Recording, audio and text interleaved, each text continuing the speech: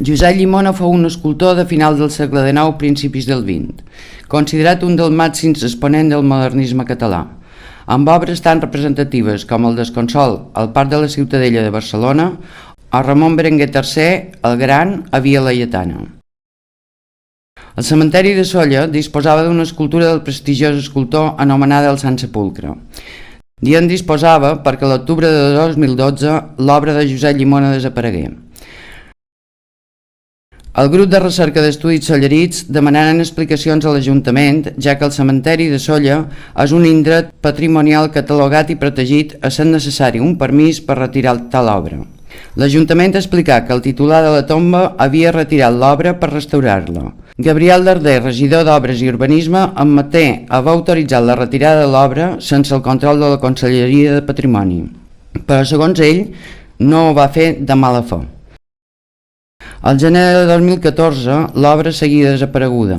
Els pregoners de Sóller demanaren al titular de la tomba que la retornés, preocupats perquè feia més d'un any de la desaparició i ningú, ni tan sols l'Ajuntament, sabia on estava.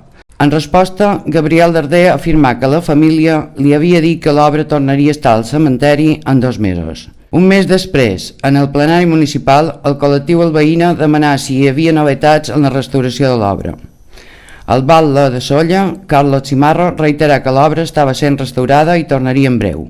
Tan sols un dia després, el col·lectiu El Veïna publicà el missatge d'un anònim informant de la ubicació de l'escultura, on a més s'adjuntava una fotografia. Un denunciant anònim ha fet arribar aquesta fotografia al col·lectiu El Veïna de Sóller. Aparentment hi apareix la propietat d'en Llimona i a de vora s'estaria tallant una reproducció. Carlos Cimarro aparegué davant les càmeres d'IV3 donant explicacions. La propietat, l'informe que ens va enviar és que confiava tenir-ho en 2 mesos restaurat i que la tornaria a posar a puesto. Nosaltres hem de comprovar que sigui així, perquè no podem partir de la premissa de que qualcú intenta estafar els altres.